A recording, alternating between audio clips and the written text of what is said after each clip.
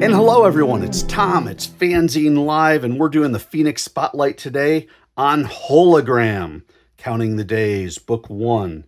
An interesting little book. As you know, I do these mini comics of Hologram, and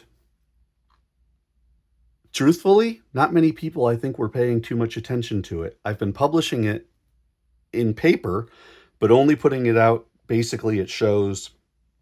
I give them out to friends in person. We have a gathering of cartoonists in Columbus that I've probably handed too many of those out to. And I put them out on Gumroad digitally, but, excuse me, not Gumroad. I put them on the website, the Phoenix Productions website. I put them out for free, and so people can just read them and enjoy them. But the story never really got much traction. My goal all along, this is a 12-issue story arc, Counting the Days. And note that this is book 1. This first 6-issue batch was drawn by William Cadell and, of course, written by me. And William and I decided we had a working arrangement where I would help him on some stuff, he would help me on some stuff.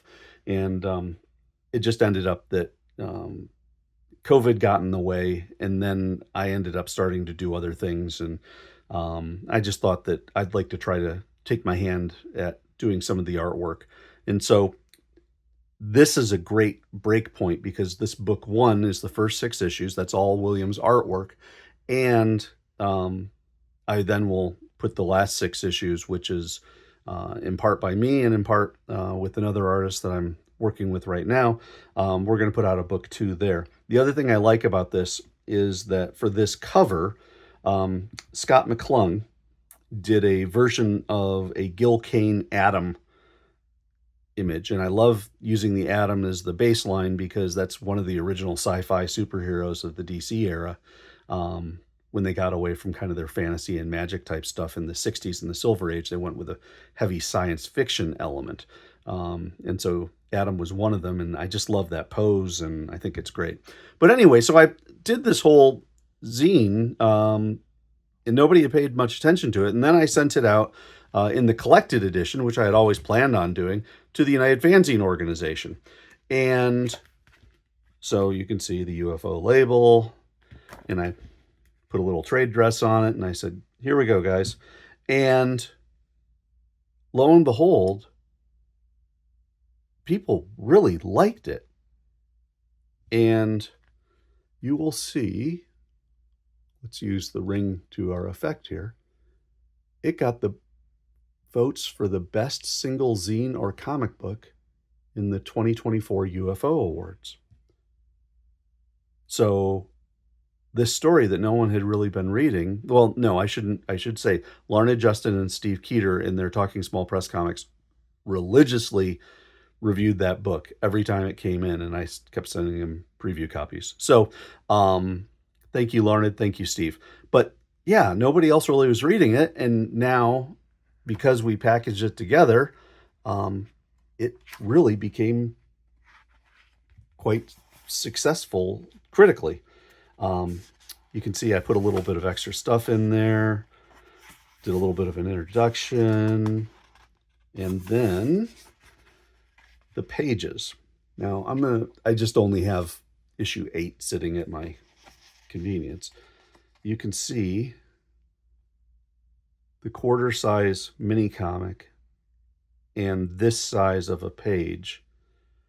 You're getting actually a slightly larger page, so you can see the artwork that much easier, which is a nice thing.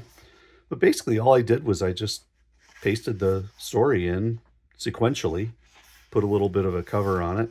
I'm not truly certain I like the layout all that much. It seems a little bland. I was hoping that all the white space would help. I don't think I did the headers as well as I could.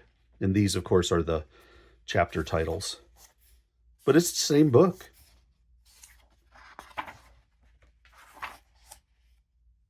It just goes through page by page.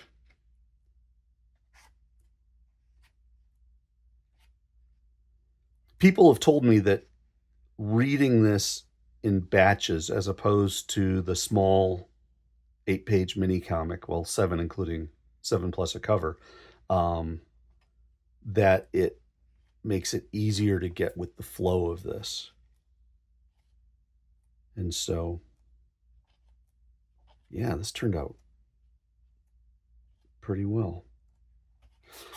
And then, yep, there's the last page. Then I put, of course, to be continued. We got the UFO checklist. And then I put a page in here from the spreadsheet that I used to create Hologram. And you can see I got chapter 1, 2, 3, 4, and then I'm counting the days back and showing where different pages from the overture go in later on. It's pretty cool. So anyway, I thought it would be neat for people to see that. So that's my process page. And then that.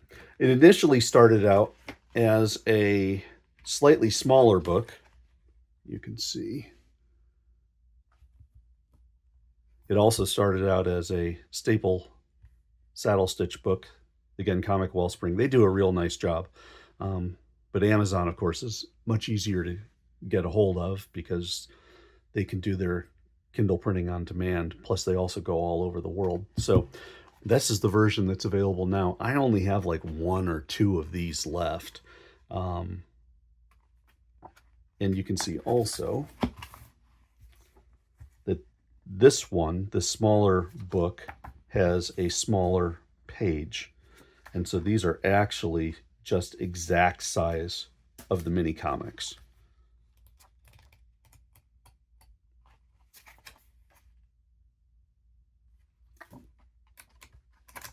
So that's the version that I initially started with. This is the version now. Very proud of it, and kind of amazed, stunned that it ended up getting the single best single zine or comic book. Thank you to William for working with me on this. Scott, thank you for the beautiful cover. And I hope everybody gets a chance to enjoy Hologram. Remember, it's available at the library tab on the Phoenix Productions website. It also is available at Amazon. And you can get a digital version of this, which has the extra stuff, the introduction, the process page. Whoops, the process page. There we go. It's got all that stuff available in PDF form, but that's over at Gumroad. I'll have all that in the show notes as well. Thanks again, everybody. Hologram, Counting the Days, Book 1. When I get the last 3 issues done for Hologram, Counting the Days, I'll put out a book 2. Who knows? Maybe I'll even do a full 12-issue compilation at some point. But anyway, so this is Hologram. Pretty exciting.